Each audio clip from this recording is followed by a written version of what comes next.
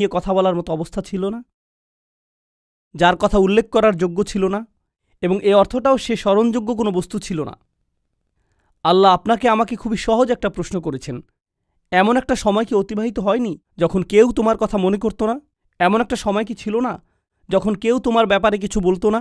যদিও তোমার অস্তিত্ব ছিল, কিন্তু মানুষ তোমাকে নিয়ে কথা বলতে লজ্জা পেত, তোমার ব্যাপারে কথা বলতে তাদের অস্বস্তি লাগত।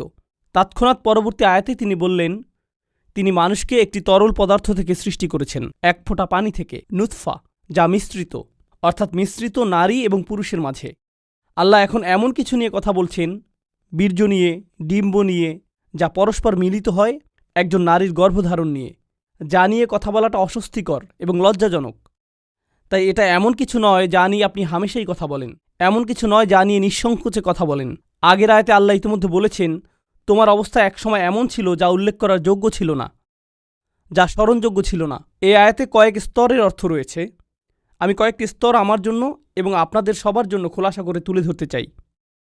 মহাবিশ্ব, বস্তুগত বিশ্বকে আমরা যেভাবে জানি, পদার্থবিজ্ঞানীরা আমাদেরকে বলছেন এটি 13.9 বিলিয়ন বছর যাবৎ বর্তমান আছে, আর এই গ্রহটি সম্ভবত 4 বা 5 বিলিয়ন বছর যাবৎ টিকে আছে, অর্থাৎ এই গ্রহের গঠনকাল।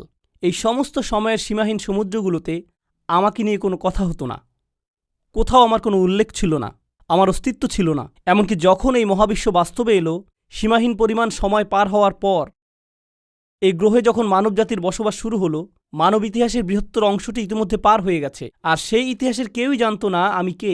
আমার কথা কেউই কখনো মনে করেনি, আমার নাম কখনো উল্লেখ করা হয়নি। আপনি ইতিহাস সম্পর্কে অধ্যয়ন করতে পারেন, আর ওই মানুষগুলো প্রাসঙ্গিক। একমাত্র যার কোনো প্রাসঙ্গিকতা নেই সে হলো আপনি, আর ওই মানুষগুলো প্রাসঙ্গিক। একমাত্র যার কোনো প্রাসঙ্গিকতা নেই সে হলো আপনি, আমি। কিন্তু তাদের কাছে আমাদের অস্তিত্ব ছিল না। এই কথাগুলো মনে করিয়ে দিয়ে আল্লাহ বলছেন, অধিকাংশ সময় ইতিমধ্যে অতিক্রান্ত হয়ে গেছে যখন আপনি আর আমি সম্পূর্ণ অপ্রাসঙ্গিক ছিলাম, আমরা গল্পের অংশ ছিলাম না। আল্লাহ এই উপায়ে আমাদের মনে করিয়ে দিচ্ছেন, সামান্য যে কিছু সময়কাল আমরা বর্তমান থাকি, আমাদের মায়ের গর্ভ থেকে দুনিয়াতে আসার পর, বস্তুত আমার মা যখন আমাকে গর্ভে ধারণ করেছিলেন শুরুতে, তার কোনো ধারণাই ছিল না যে আমি তার পেটের ভেতর। মাররত বিহি, সে বাচ্চাকে নিয়ে চলাফেরা করতে থাকলো, সে জানেও না। এরপর যখন সে তার শরীরে পরিবর্তন লক্ষ্য করতে শুরু করলো, তখন তারা উভয়ে আল্লাহর নিকট দোয়া করতে শুরু করলো, লা ইন আতাইতানা সলিহান, যদি আপনি আমাদেরকে সুসন্তান দান করেন। তারা এমনকি জানেও না এই সন্তানটা কে। এমনকি যখন তারা স্মরণে আনতো, আমার মা আমার সম্পর্কে ভাবতেন যখন আমি তার পেটে ছিলাম, উনি জানতেন না আমি কে। উনি আমাকে নিয়ে যথাযথভাবে ভাবতে পারতেন না। শুরুতে উনি জানতেন না আমি কি ছেলে নাকি মেয়ে, উনি জানতেন না আমি কোন ধরনের সন্তান হব, কি কি গুণাবলী থাকবে, উনি কিছুই জানতেন না। কিন্তু এমনকি এই দুনিয়াতে আমার আগমনের পরে, এই ধরায় আমার পদার্পণের পরেও একটি জিনিস আপনারা লক্ষ্য করবেন, মানবজাতির নকশা অনুসারেই মানুষের জন্য ব্যবহৃত একটা শব্দ হলো ইনসান, আর ইনসানের একটি উৎপত্তিগত শব্দ হলো উনস, আর উনস মানে ভালোবাসা এবং মায়া মমতা। মানুষ শুধু ভালোবাসা প্রদান করে না, তারা ভালোবাসা গ্রহণও করতে চায়, তারা মায়া মমতা পেতে চায়। সেজন্য বাচ্চাকাল থেকেই, যে মুহূর্ত থেকে সে নিজের সম্পর্কে কিছুটা সচেতন হতে শুরু করে, মা যদি বাচ্চার দিকে না তাকায়, আম্মু আম্মু আম্মু আম্মু, আপনাদের যাদের ছোট বাচ্চা আছে ব্যাপারটা জানেন ইতিমধ্যে, বাচ্চাদের মনোযোগ প্রয়োজন, তারা সর্বদা এর খোঁজ করে। এরপর আরেকটু বড় হয়ে উঠলে তারা কিছু একটা একে আপনাকে দেখাতে চায়, কারণ তারা আপনার মনোযোগ চায়, তারা স্বীকৃতি চায়। দেখো আমি কি জামা পরেছি, দেখো আমি কি এঁকেছি, দেখো আমি কি করতে পারি। বাচ্চাটা এখনো লাভ দিতে পারে না, উপরের দিকে একটুখানি লাভ দিয়ে বলে, আমাকে দেখো, দেখেছো, আবার দেখো, কারণ তার নিজের জন্য ওই মনোযোগটুকু দরকার। সে মাজকুর হতে চায়। সূরা ইনসানের প্রথম আয়াতে উল্লেখিত শেষ শব্দটি মাজকুর। মাজকুর মানে যার কথা উল্লেখ করা হয়, যার নাম স্মরণে আনা হয়। এটি মানব প্রকৃতির ভেতরে স্থাপন করে দেয়া হয়েছে, আর এভাবে বড় হতে থাকেন। কিশোর বয়সে পৌঁছলে আপনি সুন্দর সুন্দর জামা কাপড় পরতে চান, আকাঙ্ক্ষা করেন নিজেকে যেন সুন্দর দেখায়, কারণ আপনি সবার নজরে পড়তে চান, দৃষ্টিতে পড়তে চান, এবং মাজকুরও, নিজের উল্লেখও চান। আশা করেন মানুষ যেন আপনাকে নিয়ে কথা বলে। আরও বড় হতে থাকলে, এখন আপনি বিশ্ববিদ্যালয়ে পড়েন, আমি জানি এখানে সমাবর্তন হতে যাচ্ছে, গ্র্যাজুয়েট হওয়া অনেক বড় একটা ব্যাপার। কি হয় যখন ছাত্ররা তাদের সার্টিফিকেট পায়? অনেকে ইনস্টাগ্রামে এবং ফেসবুকে তাদের সার্টিফিকেটের ছবি আপলোড করবে। আপনি ছাড়া কেউ, যারা কোনো পরোয়া করে না, কিন্তু আপনার ভেতরে আছে মাজকুর হওয়ার আকাঙ্ক্ষা। মানুষ যেন আপনার নাম উল্লেখ করে এমন একটা চাহিদা। মাশাআল্লাহ, অভিনন্দন, কংগ্রাচুলেশনস।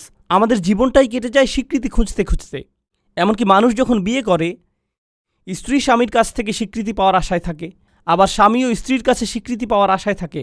আমরা আমাদের পিতামাতাকেও সন্তুষ্ট করতে চাই। যখন গ্র্যাজুয়েট হন, সবাই আপনাকে অভিনন্দন জানাচ্ছে, কিন্তু আপনি আপনার বাবার কাছে মাজকুর হতে চান। বাবা, আমি পাশ করেছি। বাবা, আপনার ছেলে পাশ করে ফেলেছে। বাবা, ছবিগুলো দেখেছেন? বাবার কাছ থেকে এই অভিনন্দনটা আপনি পেতে চান, অথবা আপনার মায়ের কাছ থেকে, কারণ সবসময় এমন বিশেষ কেউ থাকে যার কাছে আমরা স্মরণীয় হয়ে থাকতে চাই। জানেন, এখন বহু স্টাডি থেকে জানা যায় মানুষ এখন অনেক বেশি নিঃসঙ্গ এবং একাকিত্ব ফিল করে ইতিহাসের অন্য যে কোনো সময়ের তুলনায়। ব্যাপারটা কৌতূহল জাগ্রত করে। একবার আমি একটা ইসলামিক স্কুলে গিয়েছিলাম, অন্য একটা মুসলিম দেশে। আমি একদল বালক বালিকার উদ্দেশ্যে বক্তব্য দিয়েছিলাম। এক পাশে ছিল প্রায় 300 থেকে 400 বালক এবং অন্য পাশেও ছিল প্রায় 300 থেকে 400 বালিকা 13-14 বছর বয়সের। আমি একটা বক্তব্য দিয়েছিলাম, প্রিন্সিপাল এবং অন্যান্য শিক্ষকরাও সবাই সেখানে উপস্থিত ছিল। তো তারা একটি প্রশ্নোত্তর সেশনের আয়োজন করেছিল। 800 ছাত্রছাত্রী রুমের ভেতর, কেউ কোনো প্রশ্ন জিজ্ঞেস করল না। আমি তখন বললাম, তারা প্রশ্ন জিজ্ঞেস করছে না কারণ পুলিশ তাদের দিকে তাকিয়ে আছে, শিক্ষকেরা সেখানে, প্রিন্সিপাল সেখানে, ক্যামেরাম্যান সেখানে। তারা লজ্জা পেতে চায় না। তাই আমি কি করব? আমি সমাবেশের ভেতরে চলে যাব এবং এই বাচ্চাগুলোর সাথে কথা বলবো। কোনো ক্যামেরা থাকবে না, মাইক্রোফোন থাকবে না। আমি ভেতরে গেলাম ছাত্রীদের সেকশনে, শুধু ছাত্রীগুলোর সাথে কথা বলেছিলাম 2 ঘন্টা যাবৎ। তাদের প্রশ্নের যেন আর শেষ নেই। অন্য পাশে ছেলেদের সেকশনে আরও 2 ঘন্টা, তাদেরও প্রশ্নের কোনো শেষ নেই। আর সবচেয়ে কমন প্রশ্নটি ছিল, সব সময় একাকিত্ব ফিল করলে কি করব? যদি নিজের সরব উপস্থিতি না থাকে তখন কি করব? যদি কেউ আমাকে না দেখে? মানুষের এমন গভীর এক আকাঙ্ক্ষা আছে মাজকুর হওয়ার, যে এক টিনেজার অন্যান্য বন্ধুদের অনলাইনে দেখে, তখন ভাবে, আমার তো একটা অ্যাকাউন্ট নেই, আমার তো এত এত ফলোয়ার নেই, মানুষ তো আমাকে দেখছে না, আমি তো মাজকুর নই, আমার আরেকটা ছবি তোলা উচিত, না ফিল্টার পরিবর্তন করি, না অন্য কিছু করা দরকার, ব্যাকগ্রাউন্ড পরিবর্তন করলে ভালো হবে, লাইটটা আর একটু ভালো হতে পারত। এরপর পোস্ট করে, কেউ একজন হার্ট ইমোজি দিল, কেউ একজন লাইক দিবে, আমি মাজকুর। যাক, আমার এখন উপস্থিতি আছে। আর যদি পোস্ট না করেন, যদি এক টুকরা পিজার ছবি পোস্ট না করেন, কোথায় দাঁড়িয়ে আছেন সে ছবি, কোথায় দাঁড়িয়ে আছেন সেই ছবি, কোন পার্কে আছেন, আবু জেহেলের কোন উইজডম বা কোনো কিছু একটা, যদি এটা পোস্ট না করেন, তখন হঠাৎ মনে হয় আমি যে জীবিত আছি এটাও তো কেউ জানে না। তখন হয়ে পড়েন গায়রে মাজকুর, অনুল্লেখযোগ্য। যতকাল যাবৎ মহাবিশ্বের অস্তিত্ব আছে তার অধিকাংশ সময় জুড়ে এবং যতকাল যাবৎ মানুষের অস্তিত্ব আছে আপনি ছিলেন গায়রে মাজকুর। আর এমন একটি সময় দ্রুতই ঘনিয়ে আসছে যখন আপনি আর আমি কবরে শায়িত হব, আর কিছু মানুষ আমাদের কথা মনে রাখবে এবং তারা আমাদের জন্য কাঁদবে। এরপর সময়ের পরিক্রমায় আমরা আবার গায়রে মাজকুর হয়ে যাব। আমরা বিখ্যাত মানুষদের কথা মনে রাখি, আমরা ইসলামের ইতিহাসের বিখ্যাত আলেমদের কথা স্মরণ করি। আমরা স্মরণ করি যেমন ইমাম শাফিঈর কথা রাহিমাহুল্লাহ বা ইমাম আবু হানিফার কথা রাহিমাহুল্লাহ, কিন্তু তাদের তো বড় পরিবার ছিল, কেউ তো তাদের পরিবারের কথা স্মরণে আনে না। তাদের অনেকেই আমাদের নিকট এখন অদৃশ্য। আমরা শাসকদের কথা মনে করি না, সেই সময়ের সম্পদশালীদের কথাও আমরা মনে করি না, আমরা ভালো চেহারার মানুষদের কথাও স্মরণে আনি না, আমরা জনপ্রিয়দের কথাও স্মরণে আনি না। বিখ্যাত মানুষদের কথা অথবা তাদের কর্মের কথা আমরা স্মরণে আনি না। তারা বিস্মরণের অতল গহ্বরে তলিয়ে গেছে, তারা আবার অপ্রাসঙ্গিক হয়ে পড়েছে। আর আল্লাহ আমাকে আপনাকে শিক্ষা দিচ্ছেন, তোমরা এই জিনিসের পেছনে ছুটে চলছ প্রাসঙ্গিক হতে, স্মরণযোগ্য হতে, আলোচিত হতে, ফলোয়ারদের সাথে যুক্ত হতে। এই জিনিসটাই ছিল তোমার সবচেয়ে কামনীয়, কিন্তু তোমাকে তো মূলত গায়রে মাজকুর হিসাবে সৃষ্টি করা হয়েছে। খুব শীঘ্রই তুমি আবারও গায়রে মাজকুর হয়ে পড়বে। তারা পুনরায় অপ্রাসঙ্গিক অবস্থায় প্রত্যাবর্তন করবে। চিত্রটা খুবই নিরাশাজনক। কেউ আমার কথা মনে করবে না, কেউ আমাকে জানবে না। প্রসঙ্গত এমনকি যেসব মানুষরা আল্লাহকে বিশ্বাস করে না তারাও স্মরণীয় হয়ে থাকার চাহিদা অনুভব করে। তাই দেখবেন বিলিয়ন বিলিয়ন ডলারের মালিকেরা যারা কোনো কিছুতে বিশ্বাস করে না, তারা কোনো ধর্মে বিশ্বাস করে না, আর তারা মৃত্যুর সময় খুবই বৃদ্ধ, মৃত্যুর সময় তারা নিজেদের সম্পদ কোনো হাসপাতালে দান করে যায় বা কোনো দাতব্য সংস্থায় দান করে দেয়, কিন্তু সাথে একটা শর্ত আরোপ করে, বিল্ডিংয়ের গায়ে যেন আমার নাম লেখা থাকে, বা আমার একটা মূর্তি তৈরি করবে আর বিল্ডিংয়ের প্রবেশপথে ওটা রেখে দিবে। কারণ যদিও আমার অস্তিত্ব না থাকে, আমার স্মৃতি যেন বেঁচে থাকে। আমাকে তবু মাজকুর হতে হবে যদিও আমার অস্তিত্ব না থাকে। এটি এমন কিছু যা তাদের হৃদয়ের গহীনে স্থাপন করে দেওয়া হয়েছে। কিন্তু এই যে আকাঙ্ক্ষা, আল্লাহ একটি বাচ্চার ভেতরে এটি রেখেছেন, শিশুটির মনোযোগ পাওয়ার আকাঙ্ক্ষা, বা যে আকাঙ্ক্ষাটা আল্লাহ মানুষের ভেতরে রেখে দিয়েছেন, যা মাল্টি বিলিয়নিয়ার ডলারের সোশ্যাল মিডিয়া ইন্ডাস্ট্রির মূল চালিকা শক্তি। মানুষ যদি অন্যের মনোযোগ না চাইতো, সোশ্যাল মিডিয়ার জন্ম হতো না, এর অস্তিত্ব থাকতো না। এগুলো শয়তানি কোনো মেশিন না, এগুলো শুধু আমাদের আকাঙ্ক্ষাগুলো খেয়েই বেঁচে আছে। আমাদের এই আকাঙ্ক্ষাগুলো থাকার কারণেই এগুলো এদের মতো করে কাজ করতে পারছে। এগুলো আমাদের কার্যকলাপ খেয়েই টিকে আছে। ব্যাপারটা হলো, আল্লাহ কেন এই চাহিদাটা আমাদের ভেতরে রেখেছেন? এর উদ্দেশ্যটা কি? আমি কেন সর্বদা স্বীকৃতির অন্বেষণে থাকি? কেন এমন মনে হয়? কেন আমার ভেতরটা শূন্য মনে হয়? যদি স্বীকৃতি না পাই, জানেন, আমি কিছু একটা ফিল করি, যদি মনে হয় আমার কোনো উল্লেখ নেই, কেমন যেন ফাঁকা ফাঁকা অনুভূত হয়। আর আল্লাহ নিজেই এই ব্যাপারটা বর্ণনা করেছেন পরের আয়াতগুলোতে। তিনি বলেন, ইন্না হাদাইনাহু সাবিলা ইম্মা শাকিরান ওয়া ইম্মা কাফুরা। আমি তাকে পথ দেখিয়েছি, একটা পথ। আল্লাহ প্রতিটি মানুষের ভেতরে প্রোগ্রাম করে দিয়েছেন যে তারা এই জীবনে একটি সফরে আছে। এখন এই সফরের একটি অংশ হলো, উপলব্ধি করেন বা না করেন, আপনি সেই সফরে এমনিতে আছেন। ইন্নাকা কাদিহুন ইলা রব্বিকা কাদহান ফামুলাকিহ। প্রতিটি দিন অতিক্রান্ত হয়ে যাচ্ছে, জীবন একটি সফর। প্রতিটি মানুষ মৃত্যুর দিকে 1 পা 2 পা করে এগিয়ে যাচ্ছে। আমাদের প্রত্যেক দিন আগের দিনের চেয়ে মৃত্যুর আরেকটু নিকটে। সেই ভ্রমণ স্বয়ংক্রিয়ভাবে এগিয়ে চলছে। এখানে আমার আপনার কোনো নিয়ন্ত্রণ নেই, আল্লাহ ইতোমধ্যে এটা ঠিক করে দিয়েছেন। কিন্তু এছাড়াও রয়েছে আরেকটি সফর, আমার জীবনের সফর নয়, বরং আমার হৃদয়ের ভেতরের এবং আমার মস্তিষ্কের ভেতরের সফর। আল্লাহ চান আমরা যেন আল্লাহর দিকে প্রত্যাবর্তন করার একটা সফর করি। আমরা আল্লাহর কাছ থেকে এসেছি, আমরা আল্লাহর জন্য। আর আল্লাহ চান আমরা যেন ইচ্ছে করেই আল্লাহর পথের দিকে ফেরার একটা সংকল্প করি, আমাদের মাথায়, আমাদের অন্তরে। কিন্তু আমাদের মন অন্য কারো কাছ থেকে স্বীকৃতি পাওয়ার নেশায় বুঁদ হয়ে আছে। এটা অন্য মানুষদের কাছে গ্রহণযোগ্যতা পেতে চায়। কিন্তু আল্লাহ চান আমাদের হৃদয় এবং মস্তিষ্ক যেন সবার আগে আল্লাহর কাছে স্বীকৃতি খোঁজে, আল্লাহর কাছে স্বীকৃতি খোঁজে। আমার রব কি আমার প্রতি খুশি? আমার রব কি আমার ভালো কাজটির দিকে তাকিয়ে খুশি হয়েছেন? আমার এই সেবা দেখে কি আমার রব খুশি হয়েছেন? আমি কি আমার জীবন এমনভাবে অতিবাহিত করেছি যে একদিন যখন এই ভ্রমণের সমাপ্তি হবে তখন তার সাথে আমার সাক্ষাতের সুযোগ হবে? তিনি বলেন, ইম্মা শাকিরান। আল্লাহ মানুষকে এই সফরে এগিয়ে যাওয়ার সামর্থ্য দিয়ে সৃষ্টি করেছেন। আপনি আমাদের প্রত্যেকের জন্য রয়েছে 2টি পছন্দের বিষয়, হয় আমরা কৃতজ্ঞ অথবা আমরা চরম অকৃতজ্ঞ। ইম্মা শাকিরান ওয়া ইম্মা কাফুরা। চলুন সাধারণ ভাষায় কৃতজ্ঞতার অর্থ বোঝার চেষ্টা করি কিছুটা। যদি আমি আমার ছেলেকে একটি বাইসাইকেল কিনে দেই আর সে বলল, থ্যাংক ইউ, ধন্যবাদ বাবা, আমি তাকে বাইসাইকেল কিনে দিলাম, কিন্তু সে জীবনেও এটাতে চড়েনি। সে বাড়ির এক পাশে এটি ফেলে রাখল, কাপড় দিয়ে মুড়িয়ে রাখল।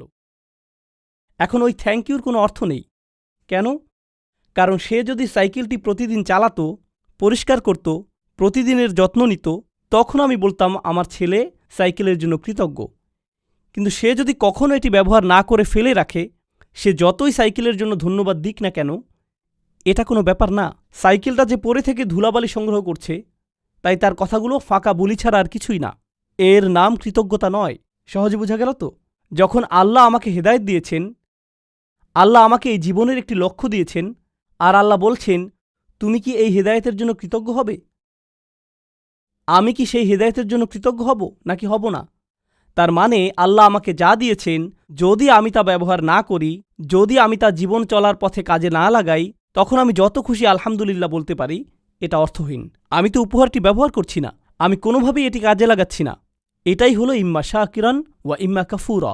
অসাধারণ সুন্দর একটা ব্যাপার আছে, যেদিকে আমি আলোচনার মোড় ঘুরিয়ে নিতে চাই।